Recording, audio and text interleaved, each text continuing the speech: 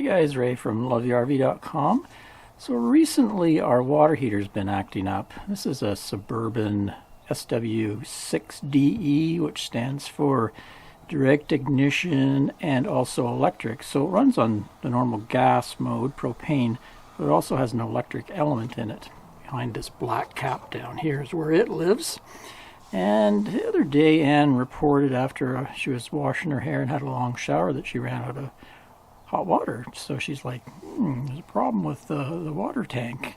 And I'm like, nah, it's probably because it's getting into October and the groundwater is getting quite cold. So, you know, with the mix, you're probably just using a lot. And she's like, no, that's never happened in October. So I'm like, okay.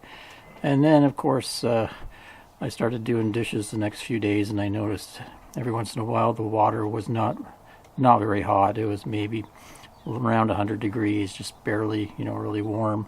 So I had to sheepishly admit that she was right and I was wrong and start troubleshooting this water heater. I thought maybe the water might be mixing hot and cold in the plumbing somewhere, but used it on gas mode and there was no problem. It heated right up and we had nice hot water. So it had to be something in the electric system. Could be a bad element. Didn't think that was the problem, or maybe the power to it was low. Probably not. The likely suspect would be the thermostat, and it lives right behind this cover. You can see, I don't know if you can see there, it says push to reset.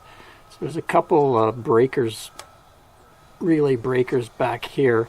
One is for gas and one is for electric. And they're kind of a high limit breaker. Let me just pull this cover so I can give you a look. Oh, before we get too far, I'm not a certified RV tech, just an RV owner doing some of his own maintenance. So my advice, if you're going to get into this, research it thoroughly. Have a certified RV tech do it, or I downloaded the manual and read through all the safety instructions, etc., etc. First thing you want to do is make sure the power is off and the gas is off before you start working on this thing. And then afterwards, you'd probably want to check the gas for any leaks because you've been messing around in there. Anyway, you've been warned. So behind here, there's two sets of breakers. The red wire one is for gas, and that's a 12-volt system. And then over here, the black wire ones, that's your 120-volt breaker system. So the ones with the little push button things on top here, that's your high limit. I think I read there 180 degrees is when they pop, and that's so that if something goes wrong with these other ones and the thing just keeps heating and heating and heating, it'll cut out before you know it starts to boil and create steam. So that's what the reset thing is about. They shouldn't really ever blow. If they do, there's probably a problem. Could be a problem with the breaker itself, or something happened to one of these other ones. Anyway, let's just pull this out.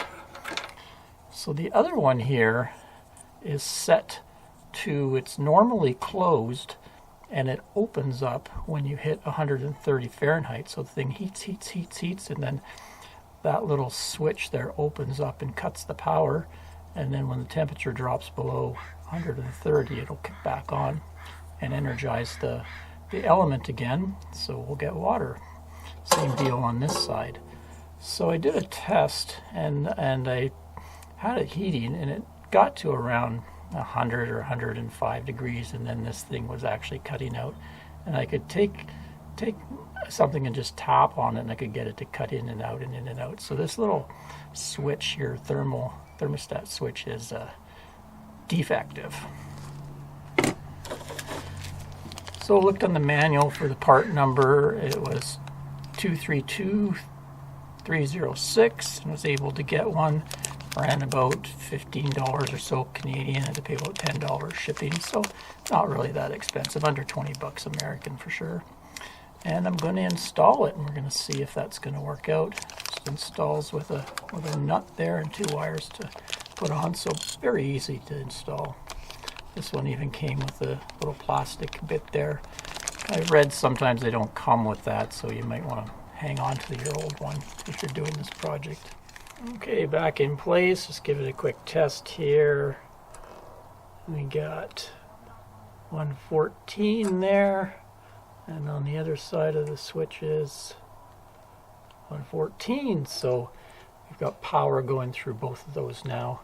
So we'll just wait and see if that can heat up to the proper temperature now. And now they've been messing in there, I'll check with a little handy dandy gas detector. Did a video on this, I'll link to that. It's just a good little sniffer that can sniff any type of vapors. I'll go all around where the gas lines are with it. This down here, I'll have to have it turned on. Right now it's going to show up here, but until this coupler fires the gas, it wouldn't show up down here. Just showing you what I do. And then also, as doubly safe, I'll take some of the all-purpose leak detector and put it on there and just look for bubbles as well, just to be doubly sure. Just a good time to do it anyway. Every once in a while I do it just to make sure there's no leaks out here.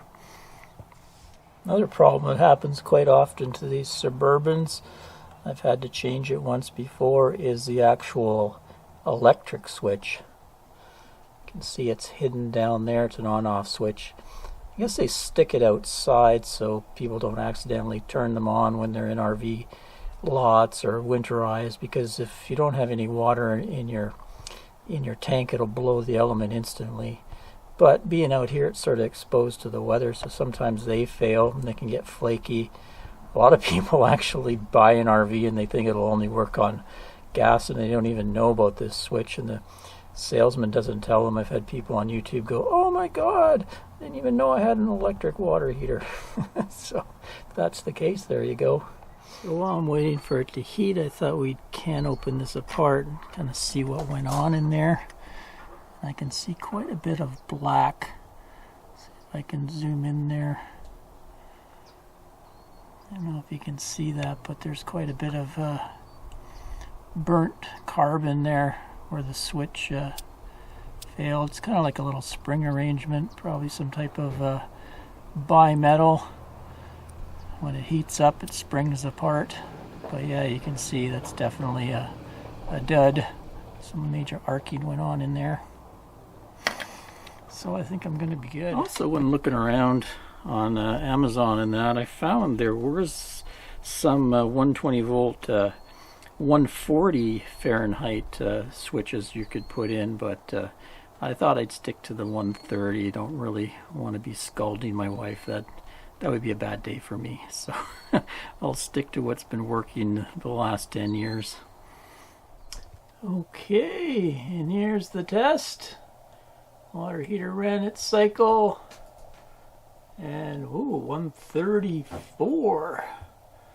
So I'm happy, just like the little happy face there. Till next time, Ray from LoveYourRV.com. Cheers, folks.